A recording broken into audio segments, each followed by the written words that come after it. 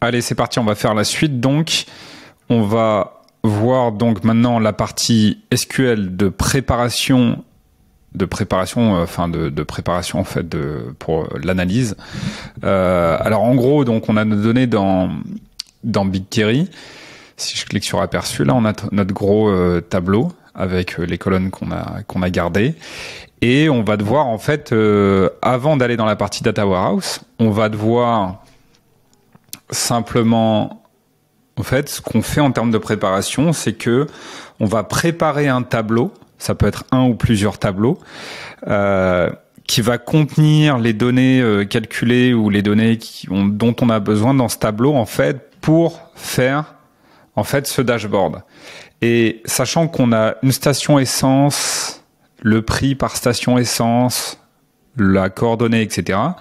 En fait, si on réfléchit, on peut se poser la question de quoi on va avoir besoin par rapport aux données qui sont disponibles dans nos tableaux. Pour faire ça, eh ben, on va avoir besoin des prix, on va avoir besoin de l'adresse qu'on a déjà pour chaque ligne des stations essence, on va avoir besoin, voilà, on n'a pas besoin de beaucoup plus que ces informations. On va aussi devoir calculer la distance, puisqu'on doit avoir la distance en kilomètres entre le point qu'on a défini étant par exemple chez moi à une adresse particulière qui n'est pas chez moi mais qui a une adresse particulière dans le sud et chacune des stations essence. C'est la valeur qu'on a ici. Là, par exemple, c'est la station qui se trouve ici. Elle est à 7,7 km du point qu'on va calculer, etc. Peu importe. On va commencer par faire quelques petites... Quand on commence comme ça, on fait pas la bonne requête de préparation des données d'un coup. On fait quelques petites requêtes d'investigation, préparatoire pour essayer de comprendre, d'investiguer un peu les données qu'on a dans notre table BigQuery avant de créer vraiment la requête de préparation des données. J'ai écrit quelques requêtes, quelques questions de bon sens liées à notre problème auxquelles on va répondre en guise déjà de tuto un peu SQL et pour vous montrer un petit peu, c'est des choses vraiment simples. Là, l'idée c'est de vous montrer, comment dire, l'idée c'est comme si vous aviez voilà quelqu'un, un ami, peu importe, qui vous montre un petit peu comment il fait du SQL. Parce que c'est une chose de voir du SQL, c'est pas pareil de voir du SQL déjà un peu orienté data analyse. Là, on va vraiment faire des bases, mais il y a de la méthodo qu'on voit pas quand on le voit fait par quelqu'un qui est un informaticien ou qui est pas quelqu'un qui fait de la data analyse ou des choses comme ça. Bref, je vais faire quelques petites requêtes rapidement, expliquer ce que je fais au passage et ça nous préparera donc très rapidement. Ça va être assez court. Alors, premier point méthodo. Donc là, première chose, on va devoir faire en SQL chacune de ces questions, donc afficher toute la table, afficher seulement quelques colonnes de la table, etc. Donc c'est des petits points importants quand même de base en SQL. Quand on travaille en SQL, quand on a des questions comme ça, on se met toujours les questions dans l'éditeur. Donc j'ai cliqué sur plus là, d'ailleurs je vais supprimer ça, pour pouvoir faire une nouvelle requête là. Vous cliquez, je peux même fermer ça, vous cliquez sur plus, ok. Et vous copiez les questions auxquelles on va devoir répondre et vous faites commande C. Donc là, je suis allé ici, j'ai fait commande C. Donc j'ai sélectionné tout ça. Hop, j'ai fait commande C, je l'ai amené ici, commande V. Et on se note les questions, donc ce qu'on va vouloir faire. Comme ça, on sait, on a chaque fois qu'on va faire une requête, on a la question associée sous les yeux et on va, sauf qu'on n'a pas le droit d'écrire du texte dans un éditeur SQL comme ça, il va falloir commenter. Et pour commenter, on met un dièse devant. Quand c'est en rose comme ça, ça signifie que c'est bien un commentaire.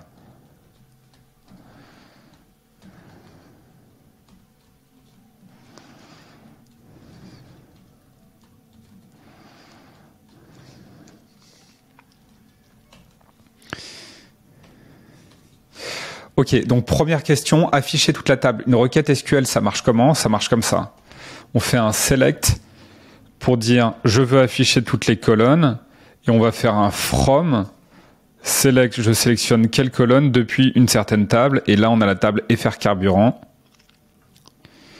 et pour from et on va mettre le nom de la table et en fait il faut mettre un peu plus que le nom de la table, il faut si on met le nom de la table, on met ça. Dans BigQuery, ça marche pas. Là, en haut à droite, on a le debugger. Enfin, c'est-à-dire, on a, c'est un message d'erreur, ok, qui nous dit qu'il y a un problème. Il nous dit unexpected identifier FR carburant. Bref, il faut qu'on donne le chemin vers FR carburant. Il faut aussi qu'on dise que FR carburant est dans l'AD7, donc l'espèce de dossier FR carburant. Donc, il faut faire from FR carburant point. Ok. Je sélectionne toutes les colonnes, ça se lit un peu de droite à gauche, de la table FR carburant qui se trouve dans FR carburant. Donc, pour dire qui se trouve dedans, il y a un point entre les deux. Et je sélectionne toutes les colonnes. Et là, on fait un select étoile. Voilà. Et ça nous affiche la même chose que quand on a cliqué sur la table. Là, je clique sur la table et je vais dans aperçu. Bah voilà, parce qu'on a demandé d'afficher toutes les colonnes de la table FR carburant. Alors, je vais peut-être faire ça. Voilà, ça va être pas trop mal comme ça. Ok, afficher seulement quelques colonnes. Quelqu'un qui n'a pas de méthode, il affiche toutes les colonnes. Il fait souvent des select étoiles. Quand on a plus de méthodes, on sélectionne que quelques colonnes dont on a besoin. D'ailleurs, là, les lignes, elles sont vraiment larges pour une raison très simple, c'est qu'on a une colonne là qui pose problème, là dans lequel il y a plein de textes, et donc du coup, ça pose un problème. Vous allez voir, ça va être plus clair quand on va sélectionner que quelques colonnes. Donc on prend l'habitude de sélectionner que quelques colonnes.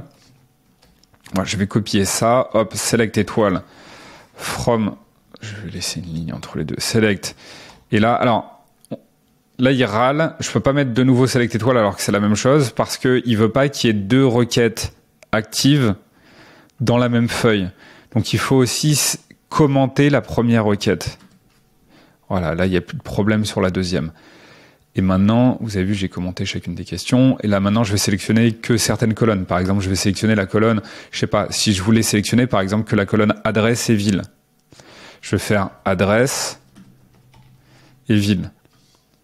Je sélectionne. Là, ça me sort que adresse et ville. Ok ? Voilà, je vais revenir à étoile, sélectionner quelques colonnes. Je vais sélectionner les colonnes qui vont plutôt nous intéresser pour nos problèmes par la suite. Donc, il faut que j'ai des colonnes en rapport avec le prix, là, ici, pour avoir des informations sur le prix minimum, prix maximum, renommer les colonnes, peu importe, afficher les stations essence du 83. Donc, il va falloir que j'ai le numéro du département, les stations essence les moins chères, donc il me faut là aussi le prix. Donc, je vais prendre que les colonnes qui m'intéressent.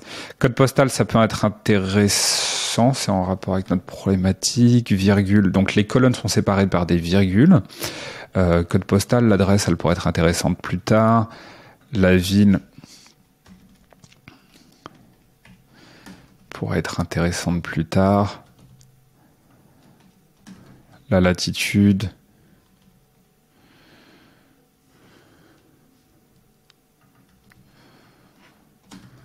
La longitude. Le prix du samplon 95.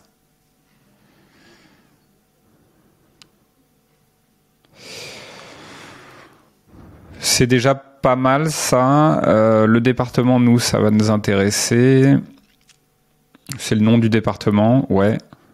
On peut le prendre. Voilà, c'est pas exhaustif. J'en oublie peut-être. On fait ça au fur et à mesure. Les requêtes, ça se fait pas d'un coup, ça se fait par itération. Ok. Donc là, je fais entrée. Et souvent, ça se débug. On a des erreurs et on passe du temps à trouver l'erreur qu'on a fait et à corriger. Ok. Donc là, j'ai sélectionné que quelques colonnes. Et comme j'ai plus la colonne là où il y avait une méga chaîne de caractères à l'intérieur, il y avait plusieurs phrases, enfin une longue chaîne de caractères. Et voilà. Du coup, maintenant, c'est plus clair. Les lignes sont moins, voilà, larges, épaisses. Donc c'est plus clair. Là ça commence à être un peu propre. On a le code postal, l'adresse, la ville, la latitude, la longitude, le prix, le département. On peut renommer aussi, ok, en sélectionnant les colonnes. Réarranger l'ordre déjà. Premièrement, on peut réarranger l'ordre. L'adresse, ouais, je pense qu'on va quand même la garder. Je vais mettre l'adresse d'abord, ensuite le code postal, comme ça va repermuter les colonnes. Code postal vide, ville. C'est le genre de truc qui fait la différence. Pareil, le code département, le code département et le département, on met les colonnes de même nature, autant mettre les colonnes de même nature à côté. Ok, c'est des points méthodos qui sont quand même... je peux vous dire que ça fait la différence entre... En entretien, on le sent tout de suite quand quelqu'un n'a pas de méthode et que sur la partie SQL. Adresse, code postal, département. Ouais, donc on les regroupe par catégorie. Département, code postal, code département, c'est normal de le mettre à côté. C'est le numéro du département, quoi, en fait. Ville, je vais le mettre à côté de code postal, quoi. C'est un peu le... D'ailleurs, je vais le mettre ici. Et puis, le prix, moi, je vais quand même le mettre... Je vais me le mettre ici, parce que je veux l'avoir au début. Et puis latitude, longitude aussi, je veux l'avoir assez tôt parce que je vais l'utiliser. Je pourrais utiliser l'adresse, mais hop, je vais faire un truc comme ça, c'est pas trop mal. Mais après, vous avez peut-être d'autres préférences au niveau de la répartition. Adresse, prix, latitude, longitude, ville, code postal, département. C'est pas trop mal. D'ailleurs, il y avait le code département aussi. Oui, voilà, le code département, il est à la fin. Ok, bon, il y a quand même une redondance. On a à la fois le code postal, le département, le code département. On verra ce qu'on enlève après. Bon, je vais enlever code postal et département. Je vais garder juste code postal et département. Je veux pas ce niveau de détail puisque je vais chercher après sur toute la région du Var. Hop. Moi, j'aime bien avoir le minimum de choses sous les yeux. Là, ça devient beaucoup plus clair. Là, on a l'adresse, le prix de samplon. Donc, chaque ligne, pour une ligne, il y a une station essence, l'adresse de la station essence, le prix de la station essence, la latitude, la longitude, la ville, le code département. Alors que si je clique là-dessus, si je suis sur ma table de départ avec toutes les colonnes, là, c'est beaucoup plus dégueulasse. Et là, on n'y arrive pas trop. Ok ? Donc, on commence par prendre du temps pour comprendre les colonnes, comprendre les lignes, sélectionner que certaines colonnes, certaines lignes. Si vous voulez mettre en forme votre requête, regardez un pro, il fait ça comme ça. Hop, il va indenter là, ici, toutes les colonnes. Mais ça sert à rien de le faire trop tôt. Moi, je considère que il y a certains points méthodos qu'il faut faire au moment où ça devient nécessaire. Au début, les requêtes sont pas trop grosses, donc ça va. Alors après, on me demande de trouver le prix minimum et maximum du samplon 95. Alors, d'ailleurs, si vous voulez faire les requêtes de votre côté, vous bloquez la vidéo et vous essayez de la faire. Et puis après, vous remettez lecture quoi pour voir si vous avez fait bon. Trouver le prix minimum maximum du samplon 95. Donc, en général, donc dans toute la France. Et donc là, on va aller chercher la valeur minimum dans cette colonne et la valeur maximum. Alors, je rappelle que je peux pas mettre deux requêtes SQL l'une derrière l'autre dans une même page de requêtes actives. Voilà, là si j'ai copié la même, il y a un problème, il n'est pas OK avec la deuxième. OK, il me met un message d'erreur, alors il me dit pas explicitement que c'est ça, mais il me met un message d'erreur. Quand c'est rouge en haut à droite, c'est qu'il y a un problème. Il faut apprendre à comprendre un petit peu les messages d'erreur, mais ça demande quand même de l'expérience. Donc là, je vais faire... Alors, pour mettre en commentaire, soit je fais comme tout à l'heure et je fais des dièses, là, dièse, dièse, dièse, dièse, dièse. Et si je dois faire ça à chaque fois, c'est chiant. Et donc, en fait, il y a un truc qui consiste pour commenter plusieurs lignes d'un coup, on fait slash étoile pour déclarer que c'est le début du commentaire et étoile slash pour déclarer que c'était la fin du commentaire. C'est la fin du commentaire. Trouver le prix minimum maximum.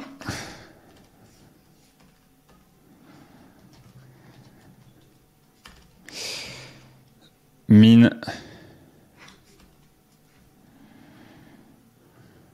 Hop. Ça, c'est juste une fonction qui va prendre la colonne prix samplon 95, donc je peux le refaire plus doucement. Je garde, par rapport à tout à l'heure, juste la colonne prix samplon 95. Donc là, j'ai une colonne avec tous les prix. Et il y a plein de fois où il y a une valeur nulle. Une valeur nulle, c'est simplement que dans le CSV que j'ai ingéré, ou dans la Google Spreadsheet, ou dans les données en fait qu'on a récupérées sur le site du gouvernement, il n'y avait rien dans certaines cases. Et quand il n'y a rien, il met cette espèce de valeur nulle qui signifie qu'il n'y a pas de valeur. En gros, le type nul, c'est un sujet, mais on va pas détailler ça maintenant. Donc là, on a les prix, ok, sur 10 000, il y a 10 000 lignes, quoi, 10 000 stations essence, et on va simplement appliquer une fonction min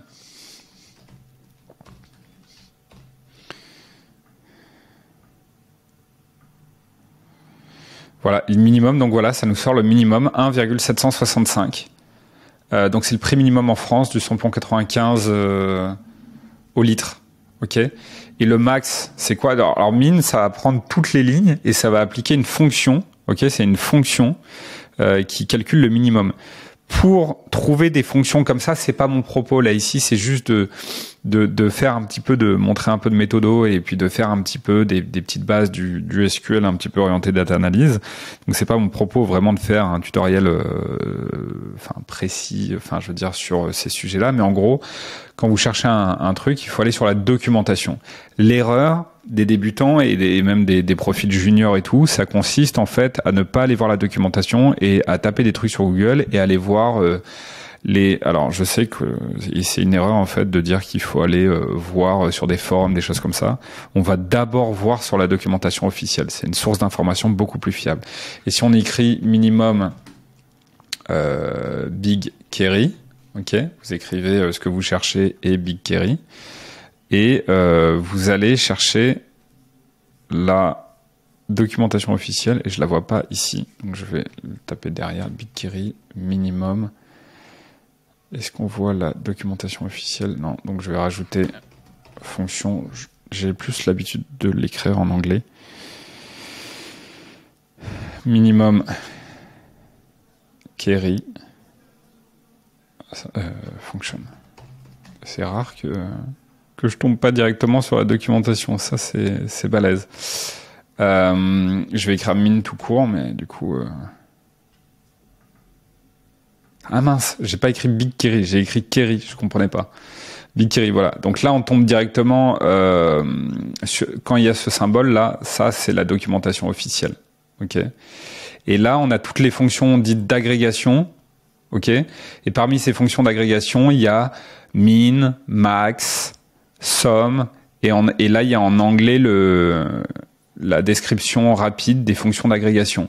Vous voyez, les fonctions d'agrégation, les gens forts savent lire la documentation. C'est une grosse différence entre des profils avancés et les autres. Ils savent vraiment bien la lire.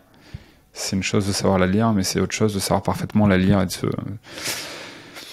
On dit d'ailleurs RTFM qui veut dire Read the fucking manual, mais en gros, donc là, il y a écrit min, get de minimum non nul, avoir le minimum des valeurs non nulles, avoir le maximum des valeurs non nulles. Et si vous voulez que ça traduise, si vous comprenez pas l'anglais, vous allez ici, vous ajoutez une extension à votre Google Chrome et qui s'appelle Google Translate. Et voilà, vous faites ça et là vous appuyez sur Translate this page, hop. Est-ce que ça a marché? Non. Allez. Voilà. Non, ça n'a pas marché. Oui, des fois. Non, d'ailleurs, je pourrais cliquer sur français, là. Oh putain, ça marche pas ou quoi? Bon, bref. Ouais, voilà, French, français. Merde. Ok, bon, vous avez compris le principe, quoi. Enfin, faut trouver un moyen de le traduire. Voilà, ici, je suis... Ah ben non, d'ailleurs, je le mets en français, mais... Allez. Non, il traduit pas tout en français. Il y a certains trucs qui sont en français. Là, sur la colonne de gauche, ça a été traduit en français, mais pas le reste. Bon, peu importe, il y a des moyens de le traduire. Il faut aussi avec l'extension et tout. Donc ça, c'était pour la fonction renommer les colonnes. C'est un truc super important aussi. Je vais repartir de cette requête. Oui, pardon. Et si je voulais avoir le min et le max d'un coup, je fais min de samplon 95 là, virgule, je vais en dessous et je fais max de prix samplon 95, ok. Et j'ai le min et le max. On peut vous demander en entretien de sortir la valeur min et la valeur max de cette colonne prix samplon 95 pour avoir les prix minimum et maximum du samplon 95. Répondre ça, c'est très moyen. En data analyse, pas en informatique, mais en data analyse, on renomme les colonnes. Là, c'est pas propre. Il y a écrit, en gros, comme il y a eu une transformation de la colonne samplon 95, il écrit à chaque fois F0 underscore, parce que c'est une colonne qui est le résultat de l'application d'une fonction. Et pour dire je renomme cette première colonne qui contient, voilà, je vais faire as min prix samplon 95. Voilà, si je fais ça, je vais exécuter. Ça a renommé cette colonne avec min prix samplon 95. Pareil là ici. As max prix samplon 95. Donc la deuxième, elle n'a pas été renommée. Et maintenant, elle s'appelle F0 underscore. Parce que hop, prix minimum samplon 95, prix max samplon 95. Là, c'est plus propre. Ok, là, c'est un pro. Enfin, voilà, vous avez compris quoi. Donc ça, c'était pour renommer les colonnes. Donc je viens de le faire. Ici. Afficher les stations essence du département 83. Donc je vais repartir de ma requête là où j'avais bien sélectionné que quelques colonnes pour que ce soit beaucoup plus propre que quand je prends toutes les colonnes. Ça, je le commente avec slash étoile slash comme tout à l'heure parce qu'on peut pas avoir deux requêtes actives dans une même page. Souvent, on s'arrache les cheveux les premières fois. Pendant un certain temps, on oublie ça et donc on voit une erreur, mais on comprend pas d'où elle vient. C'est juste ça. Donc je réexécute ça et je vais devoir afficher les stations essence du département 83. Hop, donc je reviens sur mon résultat. Donc là, j'ai quelques colonnes, on part de ça, ok. Et là, on se dit, ok, je veux les stations essence du département 83. Donc le département 83, je vais utiliser le code du département. Là, ici, ok. Département 83. Et pour filtrer, donc on veut garder seulement les lignes où il y a ni des nuls, mais enfin où il y a écrit 83 dans cette colonne. Et faire ça, on appelle ça un filtre. On fait une requête SQL, on sélectionne les colonnes d'une certaine table, et après on peut rajouter un filtre, ce qu'on appelle une condition where, où je sélectionne ces colonnes d'une certaine table, où code département égale 83, alors on va voir un truc par rapport à 83. Là, il veut pas, il dit no matching signature, en gros, for opérateur égal. Pour l'opérateur égal, il a un problème avec les types. Il dit que d'un côté, il a une chaîne de caractères, ce qu'on appelle un string, et de l'autre côté, un nombre. Et en fait, du coup, on va faire... Pourquoi? Parce que code département, en gros, dans ce cas-là, quand je lui mets égal 83, il est pas d'accord parce que pour lui, code département, c'est sous la forme d'un chiffre, mais qui est écrit sous la forme d'une chaîne de caractères.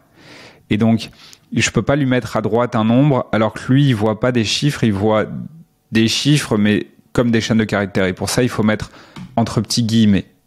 Alors, comment je peux le voir que c'est bien une chaîne de caractères? Je vais cliquer sur FR carburant, là, et je vais aller regarder le type de la colonne code département. Code département, ici, c'est bien un string. Donc, il n'a pas été typé, enfin, on n'a pas changé le type sous la forme d'un chiffre.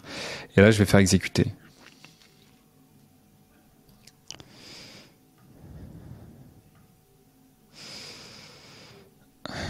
Voilà. Et là, donc, on a 181 lignes. Voilà. Alors que tout à l'heure, si j'enlève le filtre là, ici, là, j'ai gardé que les lignes avec 83. Alors, ça permet de mettre en commentaire, donc j'ai plus le filtre qui s'applique. Et donc là, on a vu tout à l'heure 10 002 lignes. En bas à droite, là, on a le nombre de lignes, ok, de la table du truc qu'on est en train d'afficher. Donc on passe de 10 000 lignes, c'est le nombre de stations essence dans toute la France, à maintenant 181 stations essence. C'est 1%, je crois, enfin 1,8%, je crois, dans le département du Var, puisque c'est le code département 83. Comptez les stations essence du département 83, donc je garde... à chaque fois, je garde, je vais commenter la requête d'avant. Pareil, je peux pas avoir deux requêtes actives dans la même feuille. Compter les stations essence du département 83. Ok. Compter les stations essence. Donc là, maintenant, il va falloir compter les stations essence du département 83. Et ben là, en fait, on a le résultat. On avait déjà le résultat puisque en bas à droite, on a le nombre de lignes, et chaque ligne est une station essence du département 83. Pour faire ça, je pourrais aussi écrire, soit je vois le nombre de lignes en bas à droite, soit je compte des lignes en faisant un count qui va compter quoi? L'ID. L'ID, c'était la première colonne de la table de base.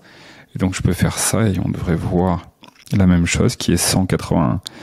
Et comme ce chiffre, c'est un nombre de stations essence, comme on l'a dit, si on veut être clean, et ça peut, je peux vous dire, c'est déjà ce genre de truc, ça fait genre de détail qui fait une différence importante en entretien. Tout de suite, on renomme, comme ça c'est surtout de la data analyse de faire ça, as NB pour nombre stations. Donc plutôt qu'avoir le F0 underscore là-haut, on ne sait pas ce que c'est que ce chiffre en dessous. Présenter ça, c'est plus propre. NB station 83, 181. OK. Afficher les stations essence du département 83 qui ont... Donc là, vous voyez, à chaque fois, on rajoute un peu plus. Là, c'était compter les stations essence du 83. Après, c'est afficher les stations essence du département 83 qui ont du samplon 95.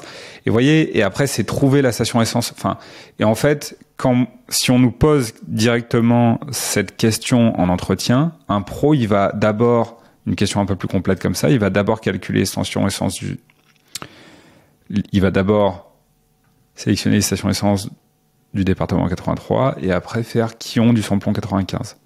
Et là, on le fait progressivement. Mais on va le faire aussi par étapes, mais à l'envers, quoi.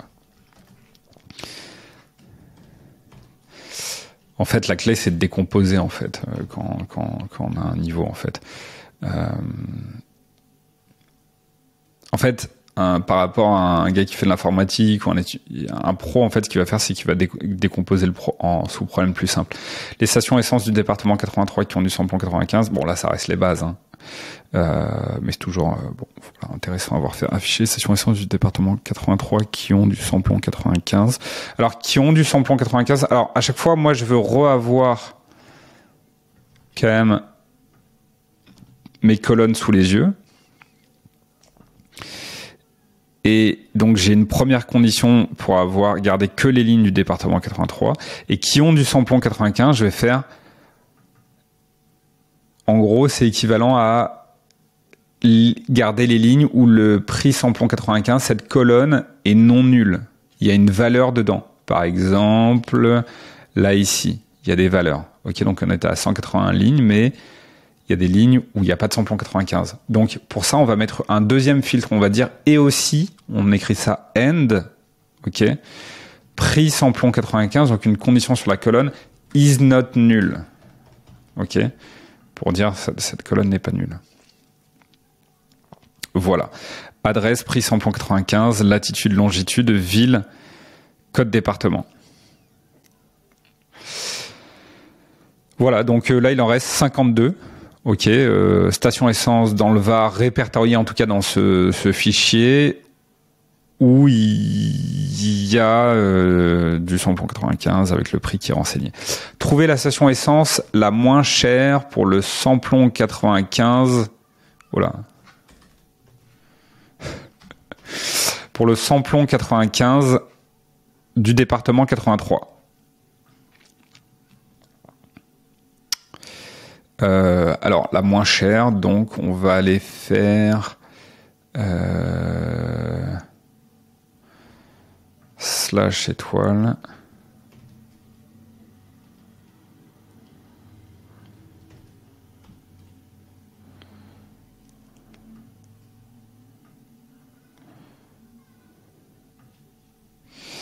Alors, on peut bloquer sur ce genre de questions assez simple en entretien. En fait, pour avoir la moins chère, ce que je vais faire, c'est que simplement, je vais ordonner mon tableau des lignes sur la colonne prix samplon 95 de la moins chère à la plus chère. Et donc, la première ligne, ce sera la station essence, la station la moins chère pour le samplon 95 du département 83. Donc, je vais juste rajouter order by. Là, je détaille pas pourquoi la structure, etc. Hein, c'est pour me voir. C'est l'objectif de cette petite formation, c'est de voir vraiment quelqu'un faire le truc, quoi. Pas forcément d'approfondir à fond le SQL, etc. Order by prix descendant samplon 95 exécuté. Alors, pardon. Order by, donc je vais ordonner selon la colonne prix samplon 95, mais si je fais ça, il me fait quoi d'ailleurs? Si je fais ça, c'est ascendant, je crois. Ouais, c'est de plus en plus haut. Bah, en fait, c'est mieux de faire ça. Donc voilà, la prix samplon 95, 869, 879, donc la moins chère, ce serait celle-ci qui est à la route de Toulon, au Luc. Voilà. Et donc là, c'est ascendant, donc c'est de plus en plus cher suivant cette colonne. Alors quand on fait un order by une certaine colonne, par défaut, il met ascendant. ASC pour ascendant. OK? C'est-à-dire par prix croissant. DESC pour descendant, c'est par prix décroissant. OK? Et nous, comme on veut la valeur la moins chère, on commence par ça. La station essence la moins chère, et donc c'est la première ligne. Voilà. En tout cas, là, voilà. Donc là, on à partir de ça, là, c'était l'occasion de faire un petit peu, j'en profitais pour faire un petit peu de voir quelqu'un qui fait du SQL en direct, avec un peu de méthode. Et là, on va très rapidement, donc du coup, dans la prochaine vidéo, construire notre requête qui va permettre de modéliser, enfin une requête qui va préparer rapidement les données et qu'on va pouvoir directement utiliser pour construire notre data warehouse de A à Z à partir d'une seule requête.